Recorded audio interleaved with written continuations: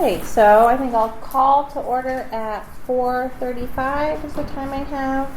Then Joanne, would you do a roll call for us? Sure. Linda Bushbaum. Here. Sheila Conroy. Here. Hallie Cordova. Here. Catherine Cox. Here. Michael Gallifrey. Here. Tom Kurtz. Here. Bob Lee. Here. And absent is Catlin Keenan, and we have quorum. Okay, perfect. And then do we have any public invited to be heard? I think that we do not.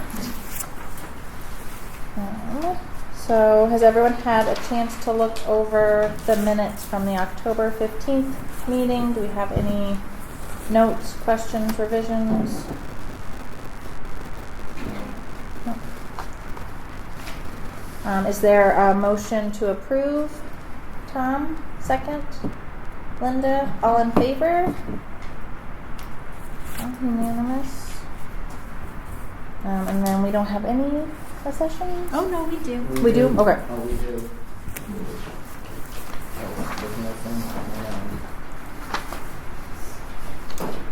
First one's some housekeeping. I found these 7 yearbooks in the archive and they hadn't been processed, so I just want to formally add them to the archive. We don't know when they've come into the museum or who they were from.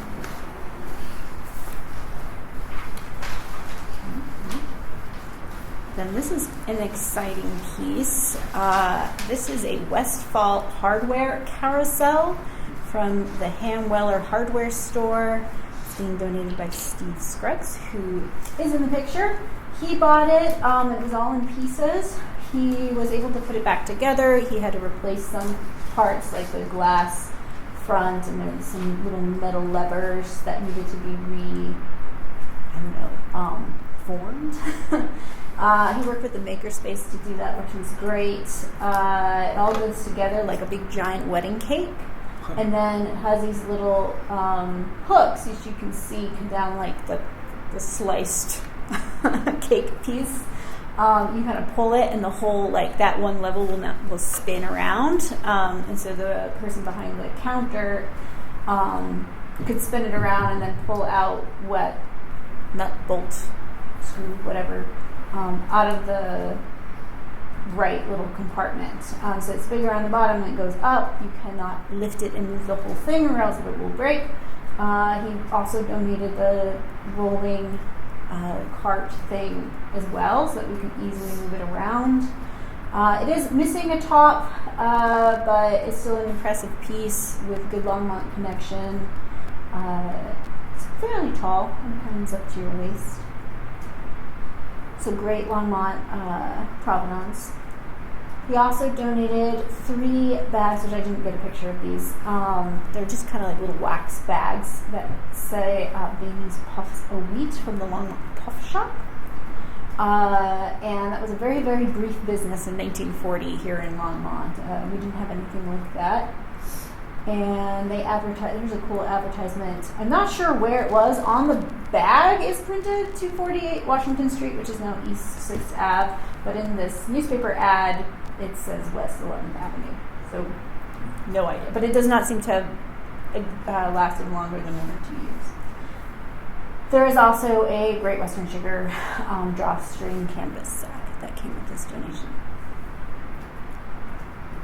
Let me just ask a question about that. Sure. So I see it says that the thing was patented in 1874.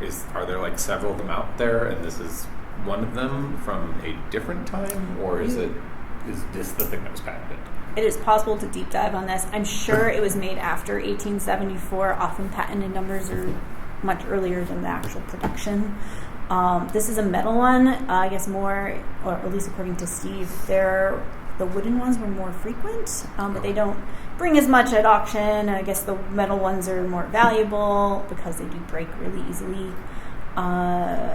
So yeah, and there's one that's like almost as tall as a person. Okay. So this is kind of like the medium-sized one. Okay. So, but like, do we know roughly when this one was from, based on the store, or 1880s maybe? Hamweller was in existence for a long time. Okay. And yeah, opened after the fire in 1879. was in business in various different forms until 1970. Okay. Yeah, probably late 19th, early 20th century. Okay. It doesn't show up in any photos that we have of Hamweller. The photos that we do are all taken kind of at the front of the store. It's possible this was in the back of the store. He had spoken to the daughter of one of the last owners, and she remembers this being on the counter and playing with it as a kid. Okay. Cool. I've been calling it the steampunk wedding cake. Another kind of housekeeping here. We have a new magazine in Longmont that's been around now for about a year and a half inside Longmont.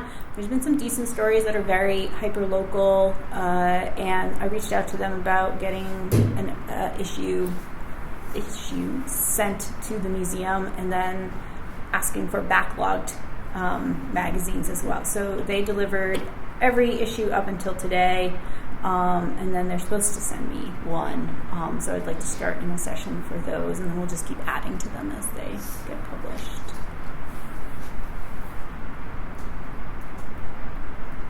And then, does anyone have any other questions about these?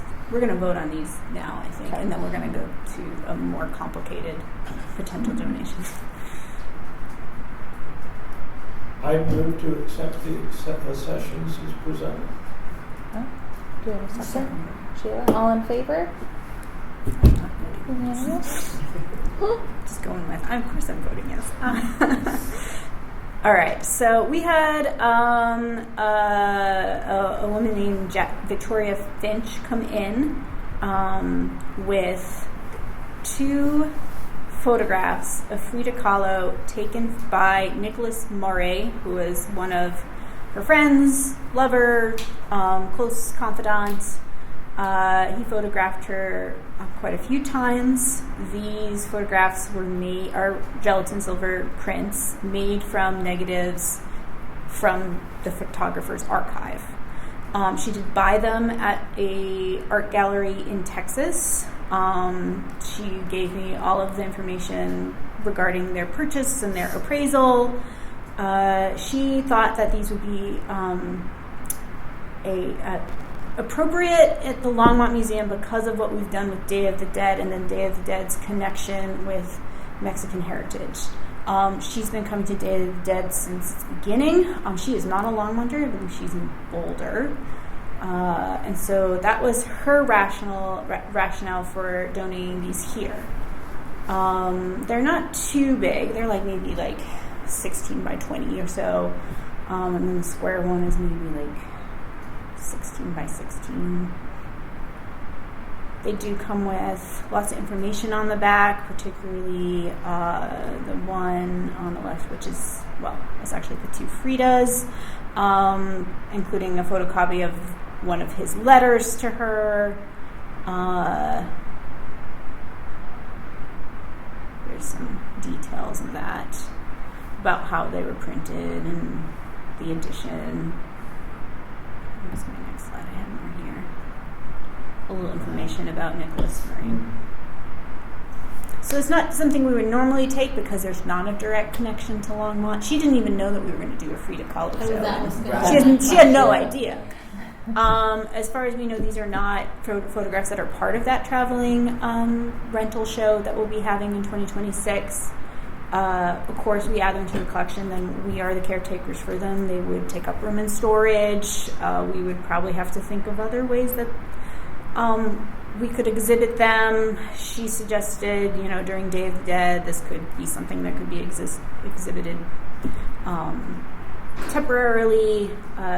So yes, it's not something, normally our collections policy is more really only collecting things that are truly hyper-local. But in this case, we wanted to bring it to you. Yes, we'd like to know your opinion. Because it's kind of an interesting question. Yeah. Since it doesn't quite fit our policy, I'm sure there's probably a bazillion things you have out there in that storeroom. I'm sure there are some things that don't fit the policy, probably a few things. But More than a Mike, few. would she be opposed, if we took them, but then auctioned them off during that exhibit? That's kind of what I was saying, like, fundraiser? temporarily and then give it somewhere else after. What she has said is she has another photography museum, I think, in Texas. In Texas. She's from That, Dallas. if we decide it's not a good fit for the museum's collection, she would approach that museum and feels like they would probably take it because it's a little more their mission being a photography museum. This is more complicated, but could we take it could we arrange with all three of us that we take it during the Frida Kahlo exhibit, and then once that is done, we go and give it to the Texas Museum? We can And certainly everyone's happy. inquire about borrowing it. I don't think we would, because we would then have to accession and then immediately turn around and Right. deaccession. So our vote today, if we So- wanted to do that, would be to decline this donation because it would Right. actually be us approaching her as a loan. The other complication is she's moving to Washington State. So I think this is she doesn't want to take it with her kind of thing. I mean, we could do like a loan to us until fall of 2026, and we store it for a year. But then there would be a question of who would then pay for the shipping to get them down to Texas. It doesn't have any connection to Longmont, does it? Except for the exhibition, which is temporary. So, I guess my only other argument is we have a strong Mexican-American heritage in Longmont, and she being so important to we should. Mexican heritage, that's kind of a cool piece I in would that find piece. that I'd love to see a home for them, because they are Day of the Dead, and we do have a Mexican tradition here. And they would probably love it. I mean, maybe, we don't want to keep it. Is there anybody else, any organization in Longmont that might? And I think she was that's a interested in treasure. either donating to Wow. us or this museum Oh, that in Texas. I don't think she would be open to, to private. I think she wanted it to go to a museum that she knew of and was familiar with. That was the sense I got. Yeah. But like if we accession it and there is like for Day of the Dead, like it could be displayed at other city buildings, given the way that it works, right? We don't usually display our collection outside of the museum, Okay. just because it's very hard to control unless it's in like very controlled, locked cases.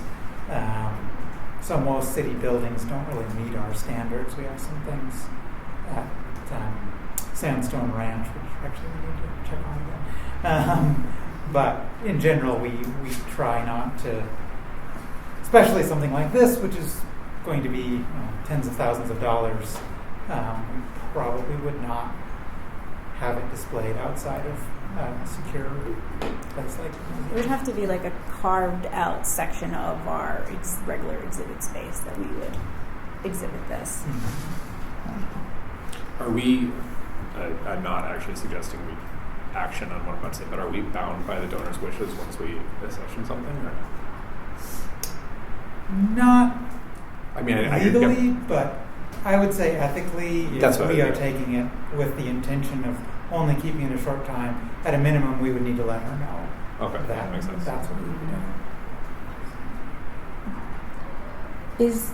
Does the museum have interest in displaying these while we have the exhibit? Like, is that something that? I mean, we did do something similar with the Picasso exhibit where we had the edition ceramics, and those were a loan from a private collection. This is a little different in that, like, the Frida exhibit is very specifically, photos from her personal photo album, and so these are not that, and so it's kind of, we need to again sort of have, and we have these two other photos. So we haven't really talked too much about whether it makes sense in that exhibit. Does she have any photographs of him? So, of Nicholas Murray? Yeah. She might. I'm trying to remember in that checklist if there's any way if that was.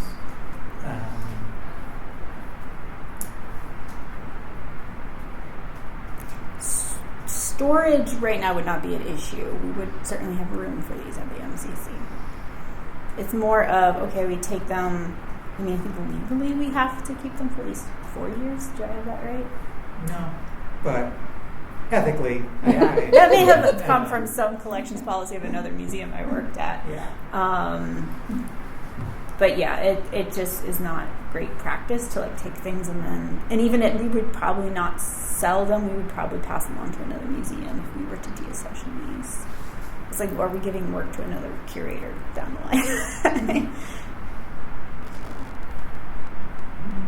It sounds like both of you are leaning towards no. I lean towards yes. You lean towards yes. But I'm also like art history major. Okay. We don't have a lot of like kind of really great art in our collection. I mean, this would be a pretty fabulous piece to have. It's just that I understand that I try to keep all of the things that I'm bringing you guys to the local.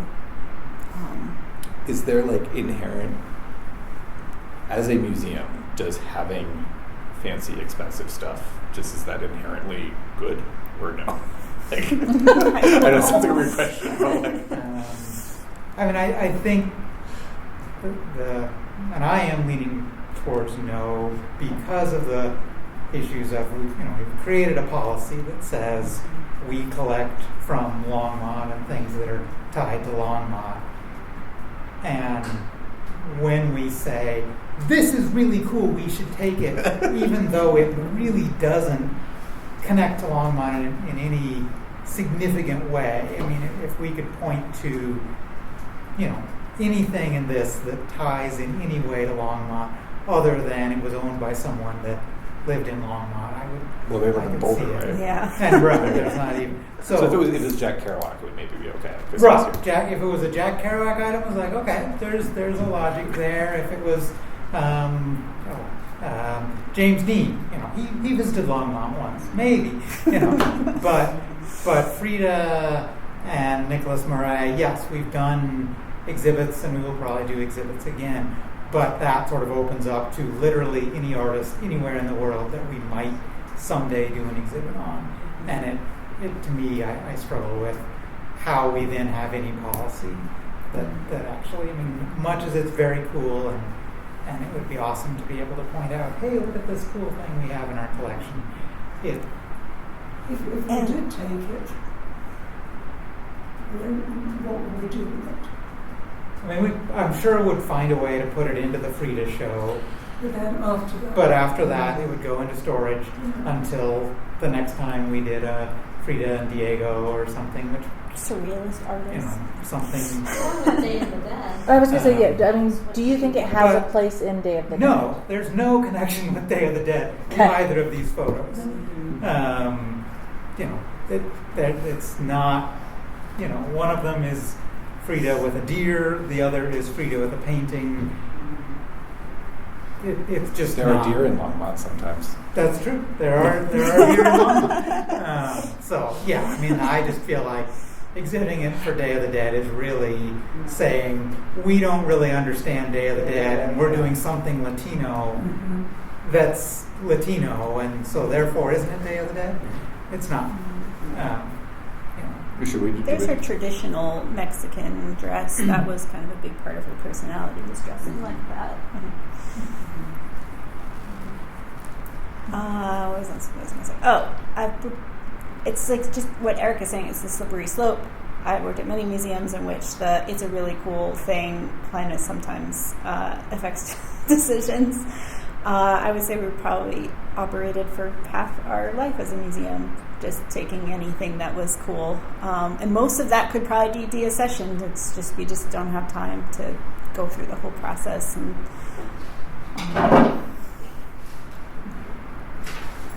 should we just vote, and if half say yes, we do it, and if half say it's like coin toss? That's why we're bringing it to you. We're thinking on this. Ultimately, this is your. Yeah. And are there any other questions or arguments that people want to make? Is it majority or unanimous or? I feel like normally it's unanimous, but like. For accessions, it's a majority. Okay. So she offered this to us and a photographic, another museum? I mean, she said if we did not take it, then she would approach the photographic museum in Texas that she's donated other things to. Do we know anything about them? Do they have anything that's in the same genre? I believe so. I think she So said it's probably better suited to them than us, is what you're saying? Mhm. Okay.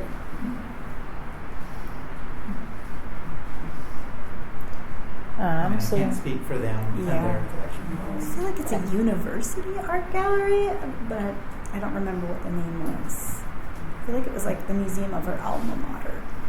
Yeah, I think you're right. But I know she is donating other things to them. And she said, so I'll be going down there with those things, and I would do this with that. then I think we'll put it to a vote. So who, all in favor of accessioning these items? All of, You want to go ahead, or just Oh. do it by motion? Yeah, I should probably have a motion. a motion for a session? Or against a session or whatever? If there's no motion for a session, does that count as a no? So, I mean, or you could just, if the sense from the committee, from the board is no one is voting for it, then I think we can just take that back to her and say, Yeah. Yeah. board Alright. discussed it, we had a great discussion, and ultimately, the decision was it's not for us. This is the spiciest board meeting we've had yet. Yeah, I mean, does anyone have a Okay, so you motion? all just want to say by consensus, the board appreciates the offer but declines the session. Is that Okay, Yeah. for everyone? great. I like that. Yeah, I think that's Yeah. thank you. All right, I'll call her in a minute. And I guess maybe you should add, you think maybe you should add even though we know, just reminder because it doesn't fall within our criteria. Mm. Yeah, we Yeah, greatly that agree. it didn't, that we Yeah. felt like it was, I think, a wonderful offer, but did not meet what we understand to be the accession criteria for the museum. Yeah. Great. Well, thank you.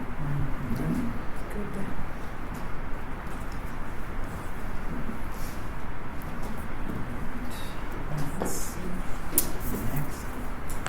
So, are you ready for the report from the director? All right. Let's see. Well, before it got dark, I hope folks had a chance to glance over at the construction.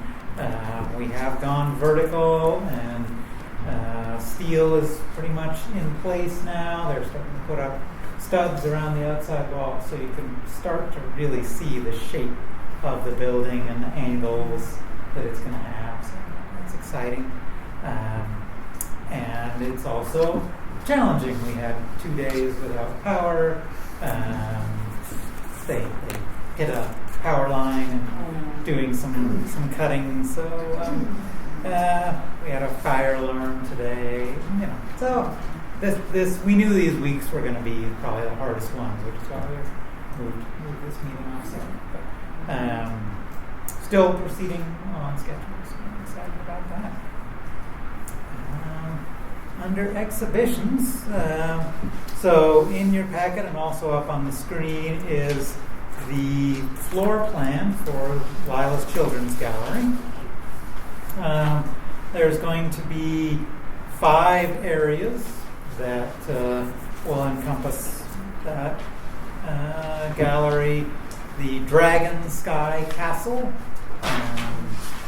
the Midnight Mermaid Cafe, the Calming Cave. This is a space that is really designed for folks that are neurodiverse and maybe need a break from stimulation, and they can go in there and it'll be quiet and the lights will be lower, things like that. The Frog Pond area is for the toddlers that come in. So it's actually got a separate lower wall, so the toddlers can be contained within there and are running around the rest of the space. And then the mushroom forest. So all of these spaces are designed to kind of spark imagination, spark imaginative play, and we will be working with artists as well. For example, you can see the big illustration of a dragon.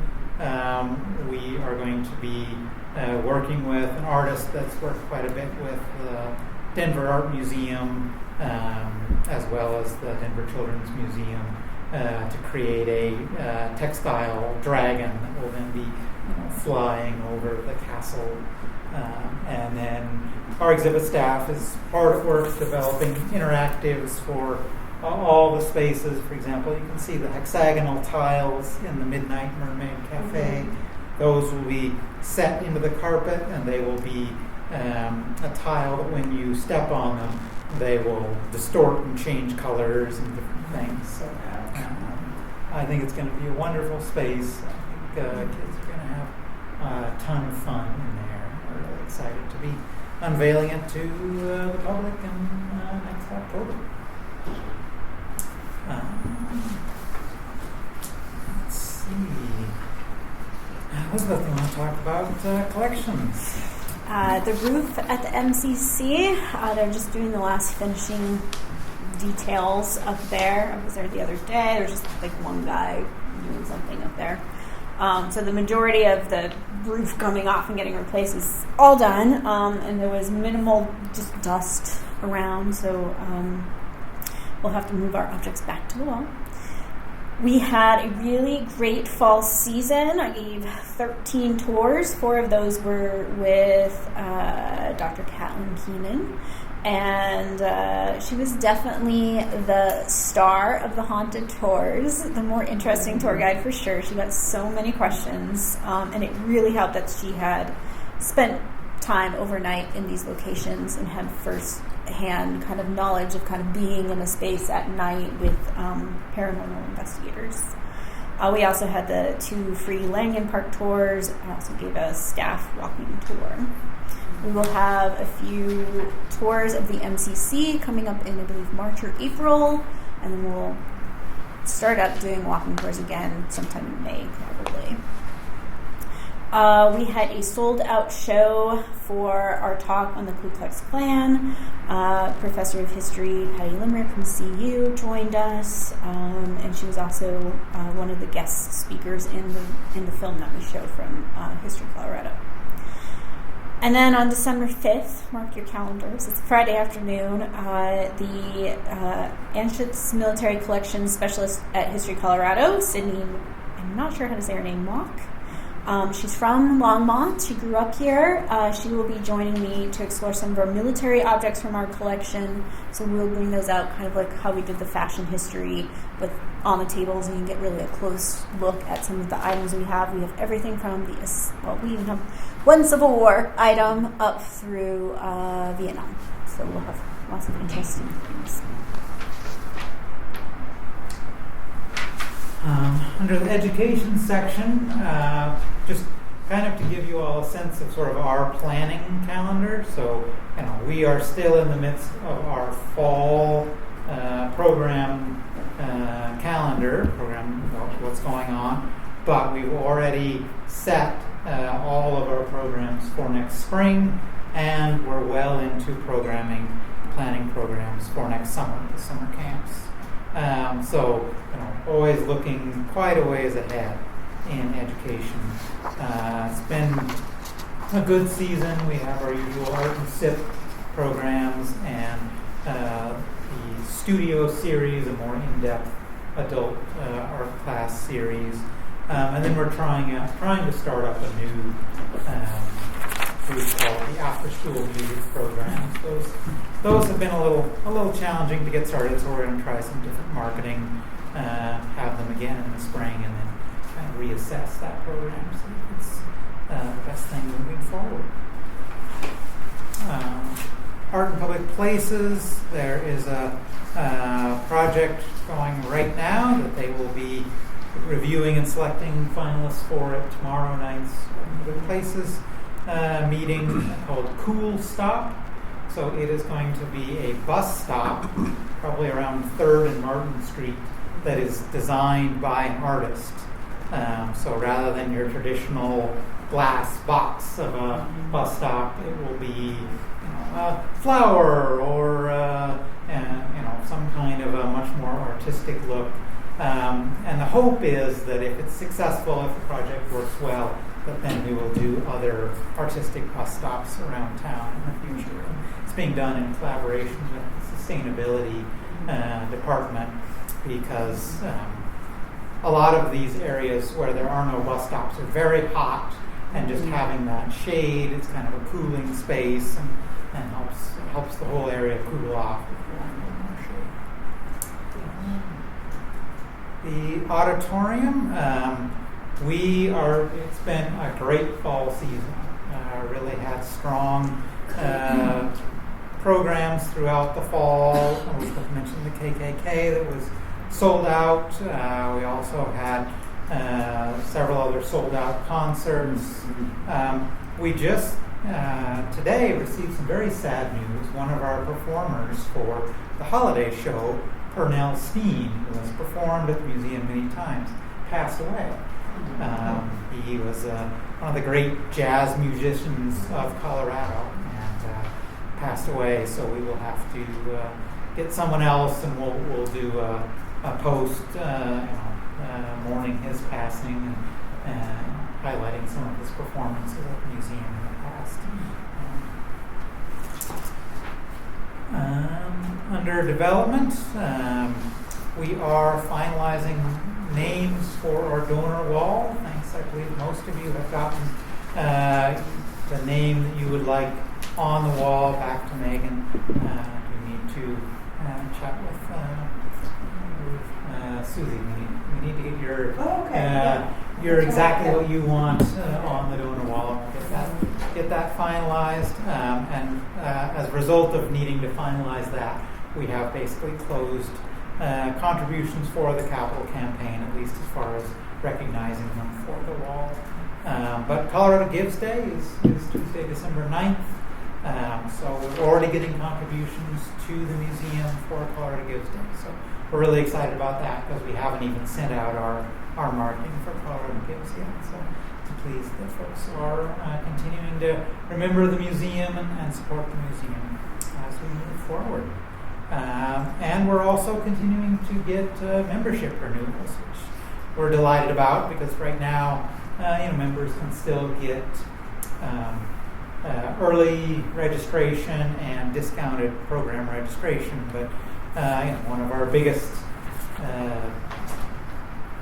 benefits is free admission to the galleries, and that's not a benefit right at the moment. So we'll be doing a big push for membership as we get ready to reopen. With one of the plans is that we're probably going to be increasing our membership prices in January of 2027. So that'll be kind of the lock in your rate now before it goes up in January.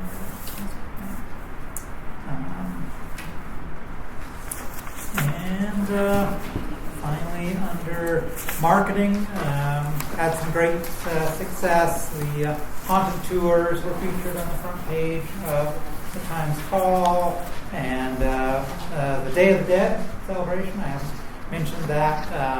That was, we believe, our biggest attendance of Day of the Dead ever. We actually have this cool new software called Placer AI that tracks people's cell phones, and it said we had 3,300 people in the footprint of the festival during the 4 hours that it was in operation. So we're really delighted, and now we're going to compare that to the footprint of the location in previous years, and we'll be able to see how that compares to our numbers from previous years, because it's a different method of counting than we've used in the past. And then under volunteer and evaluation, just want to really highlight the work that Courtney Pletcher, our evaluation and volunteer coordinator has done, setting up a whole series of working with accessibility groups, so parents with neurodiverse children, people with visual impairments and things like that, to look at the plans for the children's gallery and have their feedback so that before we build the exhibit, we can take that into account. And they've been enormously appreciative that we are doing this proactively rather than reactively after we have it up and running. So, that is amazing. So I have a son with autism. He's an adult now, but there were so few places. I was even thinking, I was like, I remember when we were little and we brought him here to a birthday party. We got so overstimulated that we never even know. So that's, thank you. So, it was something that we wanted to do, and it was a little later in the process than originally we had hoped, but that's going to have an impact on so many. I have a few kids in my class, they're all special too. Yeah. Great. Yeah. And then I just the last page of the report is the monthly report for our construction that's put together by Deaccessions, which is our construction management company. So in terms of contract, we're about 30% complete.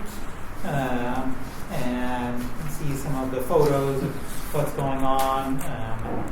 Since these photos were taken, things have continued to progress, and the galleries are now all painted and really starting to come into shape. Any questions on the record?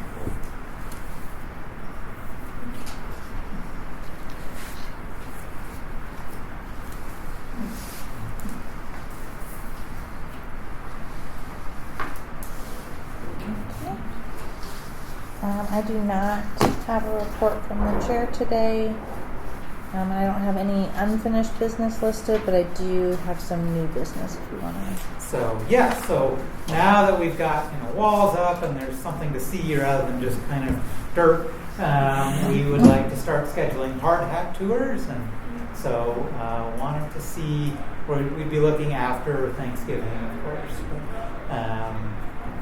When might be a good time for anyone that would like to, if you want to see work going on, the construction workers usually work up until about 4 p.m.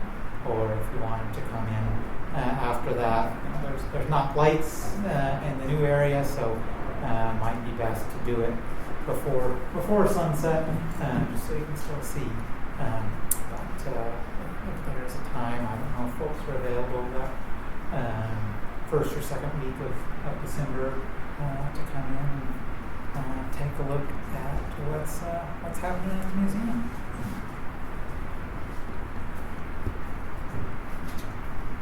I have some travel the second week, but are you thinking you'll have multiple dates or?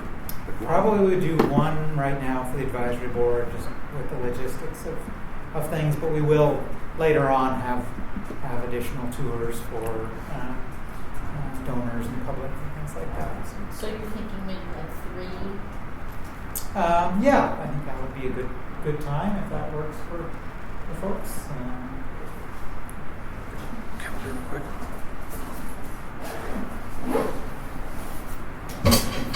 I could do Friday the 5th. Michael, you're out of the pocket the second week? Just from Monday to Thursday, but I'm free probably that Friday. Okay, so maybe this. Let me look at the calendar. Oh, Friday the 12th.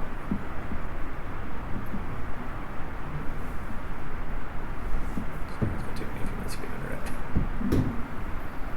Yeah, I could do like a Friday, like maybe closer to 2:30. So let's go pick up his bicycle. Okay. So is that Friday the 12th? Yeah, Friday the 12th or the 5th. I don't know whatever availability people have. At what time? 2:30? It's okay for me. I have something in Lafayette until 12:30. on the 12th, but I could be back. I guess 2:30 on the There's going to be a 12th. concert on Oh, Friday, the Friday on Friday afternoon at concert. 2:30. Ah, thank you for having the museum calendar up. I just have it on my calendar because I wanted to go. and that's the 12th or the 5th. That's the 12th. It's the Flatirons. It's the jazz. Jazz. All right. So we should, yes, probably avoid Don't want that. that day. The 5th, we could do that day. How about Thursday the 11th? Is Thursday the I'll be still traveling. And I have something Yeah, at I 2:30. So what time are we thinking Friday on the 5th? It would be 2:30 again. Is that 2:30. I imagine I could do that. I can do that. Just double check. Sorry. I can do that. Straight. Friday, December 5th at 2:30. Sounds like works. I will not be here, but we can definitely have another staff member walk you through and show you things.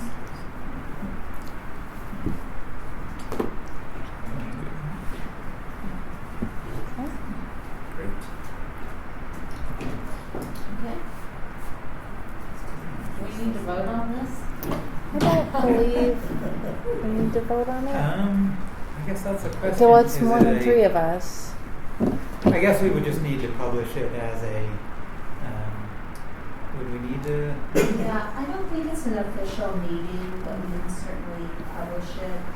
It's not an official action of yours, so I Okay. don't know that you need to vote on it, right? So. Yeah, as long as we don't discuss anything critical. That's right. Right. Like another Frida. On the side, And yeah. I'll post If we that discuss on business, I'll have to I'll bring the post it on the calendar. calendar. So I think we can just say we're doing it and I'll post it on the calendar. What? Thank you. Do we have any other board comments? I just wanted to congratulate thank Susie. you. Yes. I'm not sure how it works when you become mayor, whether you'll still be our liaison or not. No, I think this is going to be my last meeting. Oh. So that's, gonna yeah, say, there'll be yeah. board appointments. And so I'll sit on the Platte River Power Authority, the Denver Regional Council of Governments. So there'll be other boards that I'll be sitting on. We'll be busy. I'll be busy, yeah. So But no more museum, no more library. I know, so this week was the last week of the library and, yeah. Pop in, say hi. So you have to appoint somebody? You have to appoint or take somebody. Yeah, over? so John, what we'll do, and this is how we typically do this, is we rank our preferences, 1 to 5, and Dawn will look at all, try to give everybody their highest preference. And so she'll come back, and then we kind of iron things out, and it's like, well, I'll swap this with that. I think Sean McCoy and I had flopped. I think he wanted to be on the the consortium of cities, and the RCAP. He was assigned to the RCAP, the Resource Conservation Advisory Board. I said, okay, well, I'll pick that up, and then you can. So we did a little flip flop here and there. So yeah, just kind of. Well, I'm we sure put in our everybody will preferences list and the then we museum iron it as their first choice. Oh, yes, So yes. it's going to be very difficult. Well, I mean, so yeah, I'm on Arts and Public Places, the Museum Advisory Board, the Library Advisory Board, Youth Council, and then the Resource Conservation Advisory Board. So it's like everything's around education, culture, and so it's like, yeah, those were my wheelhouse. I mean, I'm on the Latino Advisory Board for Congressman Magoo's, as well as the steering committee for the core leads team. So, but those are just because of my personal expertise and connection that I am on those. So yeah, I'll probably still continue with those two and just transition to others. But, yeah, but when we were having the conversation about the significance of the Chicano community here in Longmont, it's like I'm the first Hispanic person person to be a mayor. Oh, really? Right. Yes, and so it was big with the Latino community, you know, as we get together and reconvene, and you know, the founders of the El Camino, you know, they're good friends of mine. So it's like they were all excited. It was like, oh, you know, because they've been here for generations in Longmont, and so to be able to see that in the lifetime. That's like a big, like, okay, I can't mess up. I gotta do the job. Yeah. Okay, the pressure's on. So yeah, so no, it's pretty cool. My students are all excited. But do they listen to me? No. Yeah, they're like, yeah. Mayor, whatever. Whatever. I can't, yeah. I'll actually cut to part-time next year. Okay. So I do, because I have a contract, you know, I still have to carry on the rest of this year. But then the following year, I'll cut down to part-time. Okay. Yeah. Yeah, because it'll be good. Yeah, so right now I'll probably just take, you know, a couple of Thursdays off each month for meetings and things to get me through the school year. But yeah, I was surprised. I was not, you know, as I was like meeting with different opponents, I'm like, oh, I think I'm not going to get this. Because I was feeling like, I mean, I had Diane's number, and I, you know, like in case she won, and it was like to congratulate her, and I was like, whoa. So it was, yeah. I like to do things behind the scenes, so it's not, for me, it's uncomfortable, but you know, just like I felt like this is how I can make a difference. This is how I can impact and support the community. And yeah, but I do like behind the scenes. I put this roll up our sleeves down and get to work. Because there's a lot. Miss you on. Thank you. Yeah. Yeah. No, actually, anything, like reach out for anything. I know with the Library Advisory Board, when we worked on the lockers to get the lockers to the two locations in North Longmont and East Longmont, and the purpose was to build accessibility for people who don't drive or youth, so they can access educational resources. So yeah, if there's anything that comes your way that I can advocate for or work on, let me know. Yeah. Good luck. Thank you. Thank you. Yeah, you know where to find me. I'm sure you'll please everybody in town. Yeah, we were talking about landing fees on Tuesday, and it was it was a packed house. Wow. Well, thank you very much.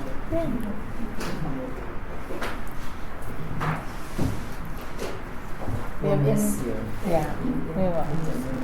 I know I've been on this board for a long Yeah. time. We're gonna Yes, miss you. yeah. So I think since I got on council in 2019. Wow. Yeah. So, we got Kim as director. Wow. Well, you'll have to be at the opening, you know that. Yes. Oh, I will be You have to there. be at Yes. the opening, we have to take pictures. And I still do, so like Arts and Public Places, so I'm working with Angela.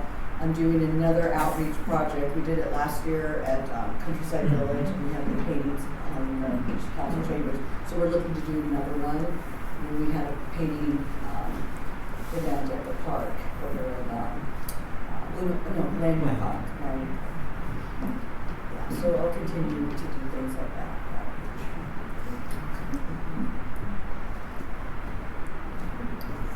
Okay, well, I think there isn't anything else. Is there anyone who wants to make a motion to adjourn?